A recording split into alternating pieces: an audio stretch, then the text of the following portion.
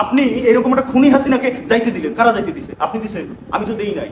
আমি তো হাসিনাকে প্রতিদিন কল্পনা করি যে আমি বিপ্লব করলে তার কিভাবে বিচার করবো আমি।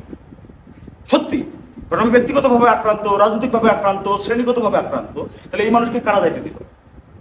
এই দায়িত্বে তারাই দিয়েছে যাদের কোনো সমস্যা নেই।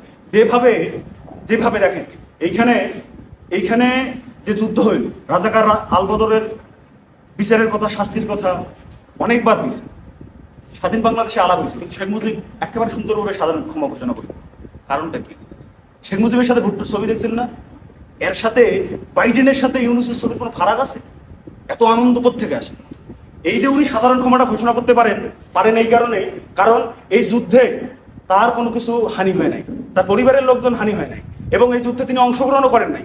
যে কারণে এই যে যারা এই যুদ্ধে, ৭১-এর যুদ্ধে যারা শহীদ হয়েছেন, শহীদ পরিবারের কষ্ট উনি বুঝতে পারেন না। ঠিক একই রকম ভাবে এখন আপনারা যাদের বসাইছে তাদের কেউ আক্রান্ত হয় না অর্থনৈতিকভাবে আক্রান্ত হয়েছে, না হচ্ছে আপনার সামাজিকভাবে আক্রান্ত হয়েছে, না সাংস্কৃতিকভাবে আক্রান্ত হয়েছে।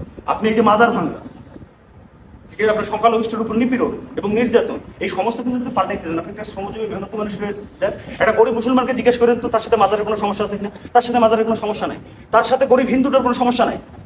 সেই জিনিসটা বোঝে, আপনার আমার মতো করে বলতে না পারলেও এটা বোঝে যে বুর্জুয়াদের বা ধনী মানুষের কাজে হচ্ছে তার ধর্ম হচ্ছে শোষণ করা। সে মানুষকে শোষণ করবে। শোষণ করার সময় এই পার্শ্ববর্তী দেশ হিন্দুস্তান, আর কি, হিন্দুস্তানে হিন্দুরা শোষিত হয় না? হয়তো শোষণ করার সময় কি জিজ্ঞেস করে ওই আম্বানি, আটানি, তারপরে কি টাটা বিল্লা আছে, তারা কি জিজ্ঞেস করে যে ভাই আপনি হিন্দু না মুসলমান, আপনাকে একটু কম শোষণ করি? কারখানায় এটা হয়। যেভাবে আপনার এই যে মাজার নিয়ে আলাপ হচ্ছে, আপনার ধর্ম নিয়ে একটা ব্যাপক পরিমাণ আলোচনা হচ্ছে। বাটন রাসেল একটা কথা বলতো, তার কথাটা হচ্ছে ধর্ম হচ্ছে দুই প্রকার। একটা হচ্ছে একটা ধর্ম আমরা সবাই জানি কিন্তু মানি না, সেই ধর্ম কেউ মানে না, এরাও মানে না। যারা এই যে ওই ভাসানি বলেছিল যে নীল নদের পানি যেমন নীল নয়, জামায়াতে ইসলামের ইসলামও তেমন ইসলাম নয়। আর একটা ধর্ম হচ্ছে অর্থনৈতিক ধর্ম। তো এইখানে যে ধর্মটা নিয়ে কারাকারি হচ্ছে সেটা হচ্ছে অর্থনৈতিক ধর্ম।